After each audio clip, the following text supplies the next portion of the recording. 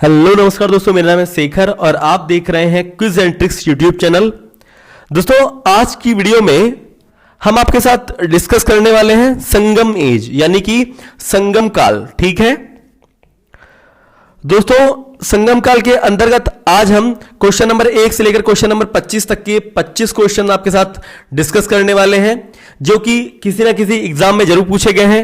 दोस्तों जैसा कि आप सभी जानते हैं कि जब भी हम कभी किसी क्विज सीरीज में बढ़ते हैं तो हम लोग सीधे एकदम नहीं बढ़ जाते हैं, थोड़ा सा डिस्कस हम उसके बारे में करते हैं, बहुत थोड़ा सा हल्का सा।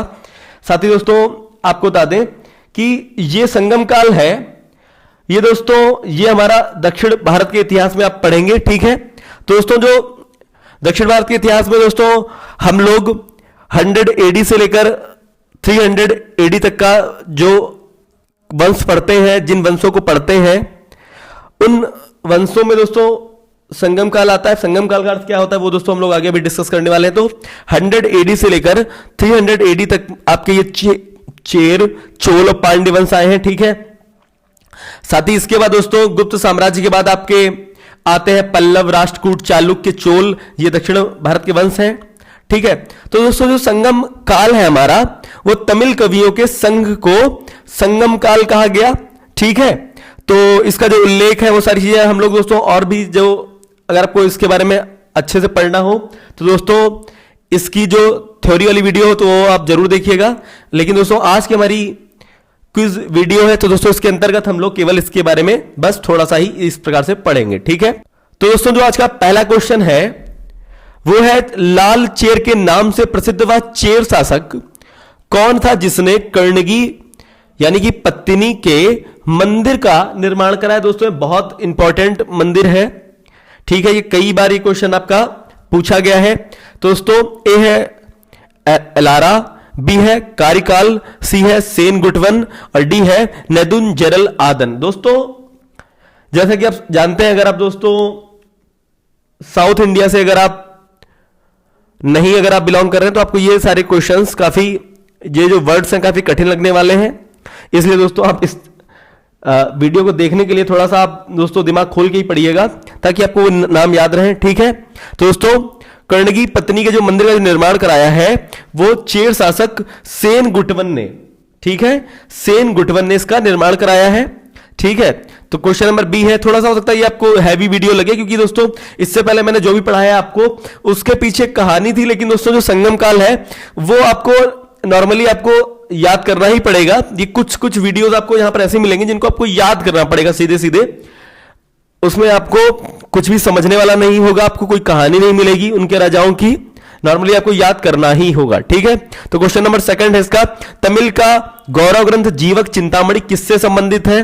दोस्तों लेकिन एक चीज दोस्तों हम आपको बता दें यहां पर दोस्तों, लेकिन हम आपको यहां पर एक चीज बता दें कि ये जो टॉपिक्स है वो बहुत ज्यादा इंपॉर्टेंट है। ठीक है, जैसे जीवक चिंतामणि और दोस्तों ये आप लोगों ने दोस्तों ये सारे क्वेश्चंस आपने बहुत बार पढ़े होंगे। ठीक है, मतलब बहुत बार क्वेश्चंस में पूछे जाते हैं जब अगर आपका टफ पेपर बनता है तो।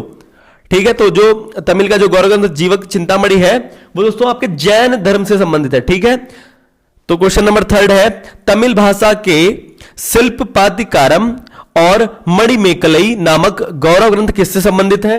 तो दोस्तों ये जो इनका जो संबंध है शिल्पाधिकारम और मणिमेकलई का, ये बौद्ध धर्म से रिलेटेड है और दोस्तों जो आपका जीवक चिंतामणि है वो आपका जैन धर्म से संबंधित है। तो दोस्तों आप इसे याद रखिएगा। ठीक है, जैसा कि दोस्तों हम लोगों ने बताया था कि जो संगम काल है वो दोस्तों उसका अर्थ है जो तमिल कवियों के संघ को संगम काल कहा गया है। तो दोस्तों यहां पर बुक्स के बारे में भी काफी डिस्कशन आपको देखने को मिलेगा और व्याकरण से संबंधित हो गया। ठीक है तो इस प्रकार से आपको चीजें देखने को मिलेंगी। क्वेश्चन नंबर 4 है, निम्न में से कौन संगम युगीन व्याकरण रचना सर्वाधिक महत्वपूर्ण रचना मानी गई है। ठीक है तो दोस्तों इसका जो आंसर सही हो जाएगा वो तोलकापियम। ठीक है दोस्तों बहुत सारे नाम नहीं पढ़ेंगे ताकि आप कंफ्यूज हो, इसमें तोलकापियम। ठीक है अगर दोस्तों अगर आपने संगम वंश अगर पढ़ा है, आप अपने रिवीजन के लिए आए हैं तो दोस्तों आप कमेंट बॉक्स में उसके आंसर जरूर देते रहिएगा ताकि आप अपने नॉलेज को जज कर पाए कि आपको कितना आता था, इसमें कितने क्वेश्चंस आपको नए सीखने को मिले हैं। साथ ही दोस्तों अगर आपको वीडियो पसंद आ रही है तो दोस्तों इस वीडियो को लाइक जरूर कीजिएगा, चैनल को हमारे सब्सक्राइब कीजिएगा ताकि आपको ऐसी वीडियोस और फ्यूचर में देखने को मिले। तो तोल्काप्पियम जो है वो संगम युगीन व्याकरण रचना सर्वाधिक महत्वपूर्ण रचना मानी गई है। ठीक है, तो क्वेश्चन नंबर जो 5वां है वो है निम्नलिखित राजवंशों में किसका उल्लेख संगम साहित्य में नहीं हुआ है?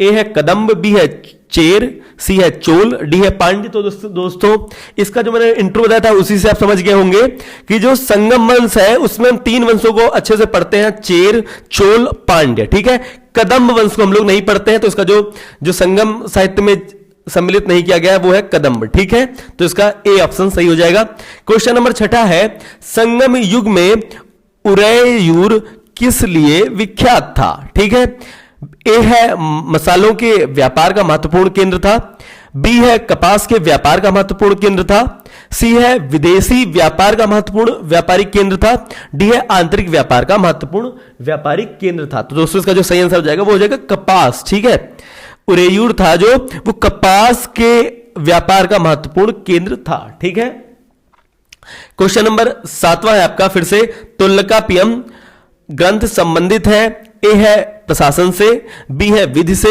सी है व्याकरण और काव्य से, डी है उपर्युक्त सभी से। तो दोस्तों इसका जो सही आंसर हो जाएगा वो दोस्तों आप कमेंट बॉक्स में अगर आपको पता हो जरूर बताइएगा। इसका जो सही आंसर है वो है व्याकरण और काव्य से हमारा जो तोल्काप्पियम है, ठीक है, वो संबंधित है। ठीक है, तो क्वेश्चन नंबर जो 8वां है धार्मिक कविताओं का संकलन कुरल किस भाषा में है? ठीक है, ए है ग्रीक, बी है तमिल, सी है तेलुगु, डी है पाली। तो दोस्तों इसका जो सही आंसर हो जाएगा वो आपका हो जाएगा तमिल। ठीक है, दोस्तों अगर आपका तमिल आंसर अगर आपने लोगों ने लिखा है तो वो बिल्कुल सही हो जाएगा। धार्मिक कविताओं का जो संकलन है कुरल है वो तमिल भाषा में मिलता है। ठीक है, क्वेश्चन नंबर जो 9 है वो है किस संगम युगीन राज्य के संरक्षण में 3 संगमों का आयोजन किया गया? ए है चेर, बी है चोल, सी है पांड्य, डी है पल्लव। तो दोस्तों इसका जो सही आंसर हो जाएगा वो पांड्य हो जाएगा। ठीक है, पांड्य जो वंश था उसी के संरक्षण में 3 संगमों का आयोजन किया गया। ठीक है, क्वेश्चन नंबर 10वां है किसने उल्लेख किया कि नंदोम ने अपना कोस गंगा की धारा में छिपा कर रखा था? दोस्तों आपको बता दें कि जो भी आप यहां पर क्वेश्चन पढ़ रहे हैं वो कहीं ना कहीं जरूर पूछे गए हैं।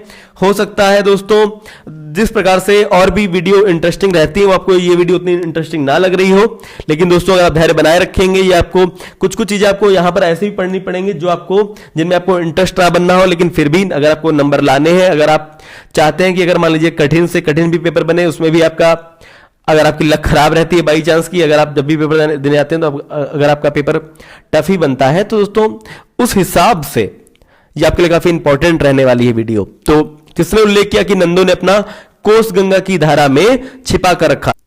तो दोस्तों इसका जो सही आंसर हो जाएगा वो हो जाएगा मामूल नार। ठीक है,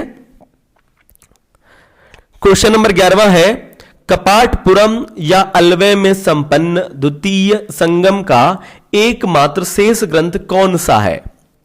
ए है तोल्काप्पियम, बी है इतुदगोई, सी है पतुपट्ट, डी है पदिने किल्क कड़क्कू। ठीक है, तो दोस्तों ये थोड़ा सा कठिन वर्ड हो गया ये डी वाला।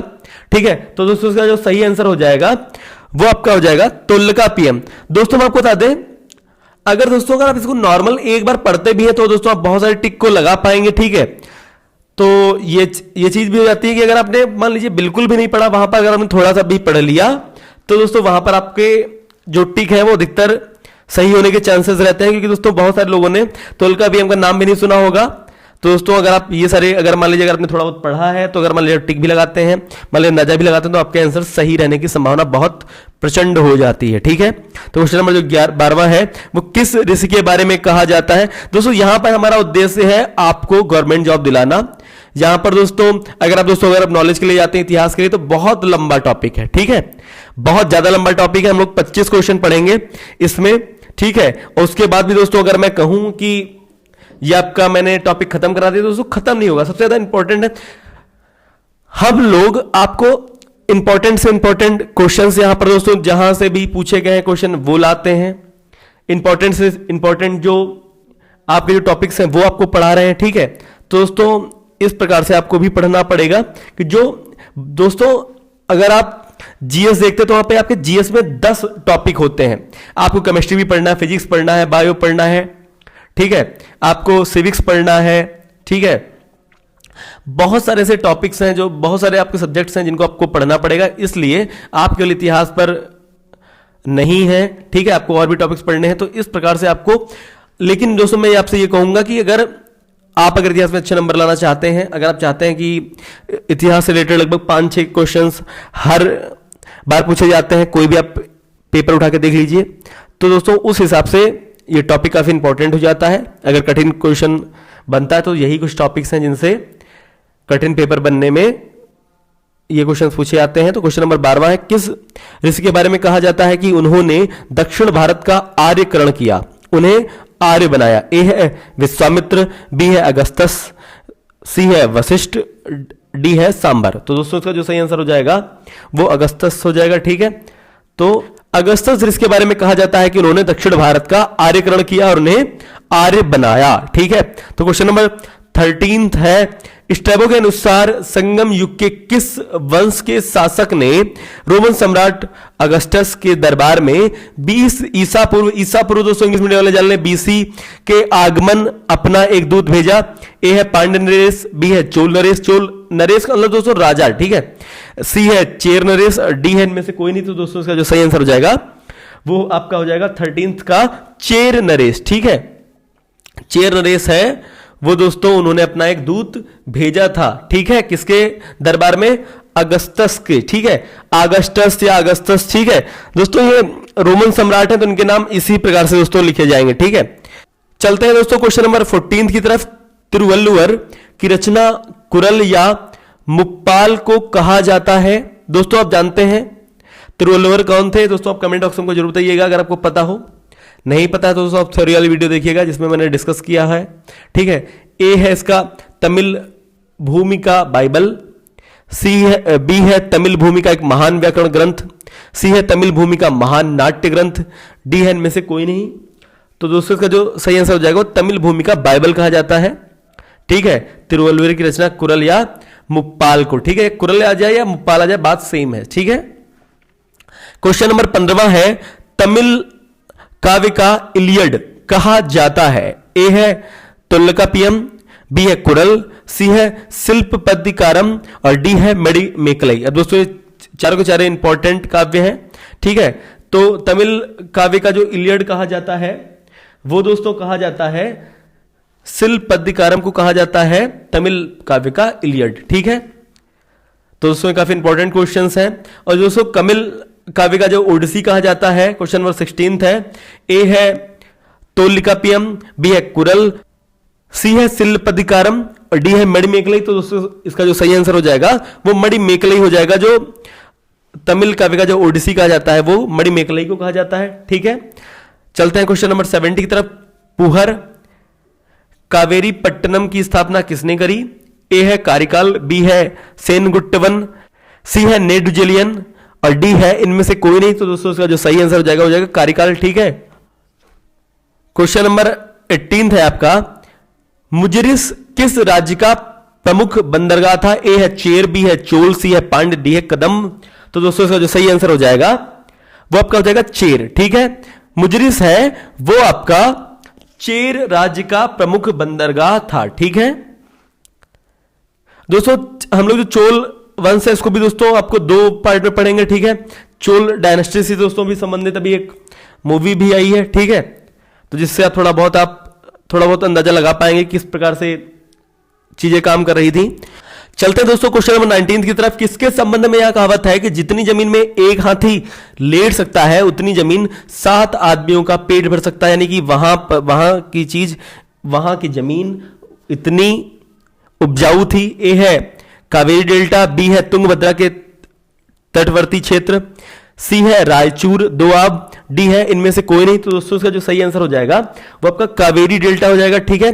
कावेरी डेल्टा के बारे में ऐसी बात कही जाती थी कि जितनी जमीन में एक हाथी लेट सकता है उतनी जमीन 7 आदमियों का पेट भर सकता है। इसी से आप जान सकते हैं कावेरी डेल्टा की जो जमीन थी वो कितनी उपजाऊ होगी। ठीक है, क्वेश्चन नंबर 20 है प्लिनी के ग्रंथ। दोस्तों बहुत सारे बच्चे तो वहीं डर जाते हैं जहां पर प्लिनी, स्ट्रैबो इस तरीके के वर्ड्स आ जाते हैं कि इसके अनुसार दोस्तों सब सोचते हैं कि कितना डीप पढ़ना पड़ेगा। वो दोस्तों डीप नहीं होता, नॉर्मली ये बहुत इनका जो इंपॉर्टेंट पॉइंट्स हैं वही केवल केवल पूछे जाते हैं। ठीक है, इसके लिए आपको प्लिनी का नहीं गहन अध्ययन करना है, ना स्ट्रैबो का करना है। नॉर्मली जैसे ये क्वेश्चंस हैं वो आपको पढ़ लेने हैं बस। टीसीएस आप जानते हैं कि रिपीटेड क्वेश्चंस बहुत देता है अगर आप एसएससी की तैयारी कर रहे हैं। ठीक है, तो इस प्रकार के दोस्तों क्वेश्चंस आपके लिए काफी इंपॉर्टेंट रहेंगे। ठीक है, तो दोस्तों हम लोग थे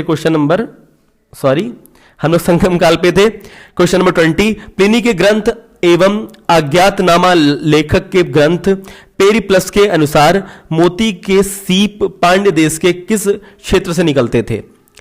ए है मदुरई, बी है कपाटपुरम, से कोल्चे और डी है कुलचा नहीं कोल्चे है। ठीक है, तो डी है इनमें से कोई नहीं। तो दोस्तों जो सही आंसर हो जाएगा वो हो जाएगा कोल्चे। ठीक है, तो प्लिनी के ग्रंथ अज्ञातनामा लेखक के ग्रंथ पेरिप्लस के अनुसार मोती के सीप पांड्य देश के कोल्चे क्षेत्र से निकलते थे। ठीक है, क्वेश्चन नंबर 21 है गाय या अन्य वस्तुओं के लिए लड़ते लड़ते मरने वाले वीरों के सम्मान में खड़े किए जाने वाले वीर प्रस्तर को कहा जाता था? ए है वीरकल या नाडुकुल, बी है को, सी है उल्गू, डी है कडमई। तो दोस्तों इसका जो सही आंसर हो जाएगा वो आपका हो जाएगा वीरकल नाडुकुल। ठीक है, यानी कि अगर कोई भी वीर पुरुष शहीद हो रहा है तो उसके सम्मान में जो वीर प्रस्तर यानी कि पत्थर जो खड़े किए जाते थे, जैसा कि आप लोगों ने बहुत सारी वेब सीरीज के अंदर भी देखा होगा, अपने यहाँ अपने मोदी जी को भी अपने तस्वीरों में देखा होगा कि जहां पर क्या होता था, जो शहीद होते हैं उनके लिए पत्थर बनाए जाते हैं। उसी प्रकार के दोस्तों पत्थर बनाए जाते थे, जैसे कि एक हाउस ऑफ कार्ड्स करके एक वेब सीरीज है, बहुत इंपॉर्टेंट है। ठीक है, तो वहां पर दोस्तों वो अगर आप दोस्तों अमेरिका की जो राजनीति है वो किस तरीके से काम करती है, तो उसके लिए दोस्तों आपको हाउस ऑफ कार्ड्स जरूर देखना चाहिए। तो दोस्तों जो ऐसे पत्थर बहुत सारे बनते हैं, हजारों की संख्या में पत्थर ऐसे बने होते हैं, उनके नाम लिखे जाते हैं। ठीक है, तो ऐसे ही दोस्तों एक प्रकार का पत्थर ऐसे बनाया जाता था, तो उसको दोस्तों वीरकल नाडुकुल बोलते थे। ठीक है, क्वेश्चन नंबर जो 22वां है आपका प्राचीनतम तमिल देवता मुरुगन। ठीक है दोस्तों, हमने नाम सुना होगा, किस वैदिक देवता के सदस्य हैं? ए है ब्रह्मा, बी है विष्णु, सी है महेश और डी है स्कंद या कार्तिकेय। तो दोस्तों स्कंद या कार्तिकेय को दोस्तों हम लोग मुर्गुल के नाम से जानते हैं। बड़ा आसान क्वेश्चन है, अगर आप थोड़ा सा भी इन सारी चीजों में, अगर आप सांस्कृतिक भावनाओं में दोस्तों अगर आप ध्यान रखते हैं, ठीक है, तो दोस्तों वहां पर दोस्तों आपको पता होगा कि जो तमिल देवता मुरुगन है उन्हें मतलब या तो स्कंद की उपाधि मानी जाती है, कार्तिकेय के सदस्य माना जाता है उनको। ठीक है, क्वेश्चन नंबर 23 है संगम कालीन साहित्य में कौन को एवं मन्नन किसके लिए प्रयुक्त होते थे? ए है प्रधानमंत्री, बी है राजस्व मंत्री, सी है सेनापति, डी है राजा। तो दोस्तों इसका जो सही आंसर हो जाएगा वो राजा। ठीक है, राजा को संगमकालीन साहित्य में कौन बोलते थे, को बोलते थे। ठीक है, तो कौन में दोस्तों कौन में ऐसे जैसे को लिखा तो को भी पढ़ते थे, बिंदी लगे कौन, या दोस्तों मन्नन पढ़ते थे। ठीक है, मन्नन। ठीक है, मन्नन कौन या को क्या बोलते थे?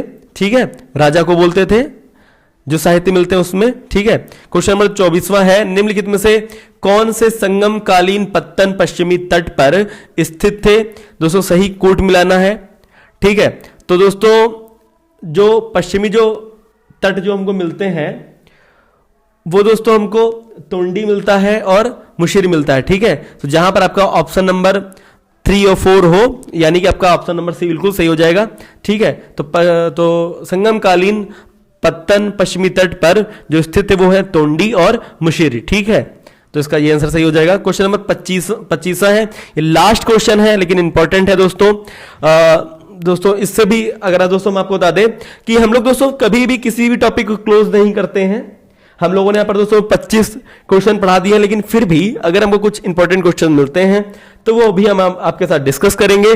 अगर मान लीजिए वीडियो बढ़ती तो दोस्तों अगर मान लीजिए 26 क्वेश्चन से लेकर हम लोग मान लीजिए 10 से 15 क्वेश्चन और पा जाते हैं तो उसकी वीडियो शुरू कर मान लीजिए बनाएंगे तो वो भी आपको देखने को मिलेगी। लेकिन हालांकि दोस्तों आपको बता दें जो 25 क्वेश्चन है इसके बाहर क्वेश्चन जाने वाले नहीं है, इससे ज्यादा क्वेश्चन नहीं आपके पूछे जाने वाले हैं। हम लोगों ने जितने भी इंपॉर्टेंट मतलब क्वेश्चन है नॉर्मली और जितने भी नॉर्मल भी क्वेश्चंस हैं वो आपके साथ कर दिए हैं, क्योंकि दोस्तों इससे ज्यादा क्वेश्चंस पूछे नहीं जाते, बहुत डीप नहीं जाया जाता। ठीक है, अगर आपने ये वाली वीडियो देख ली तो बहुत है, इनफ है। ठीक है, तो दोस्तों क्वेश्चन नंबर 25 है, महाकाव्य शिल्पदिकारम किससे संबंधित है?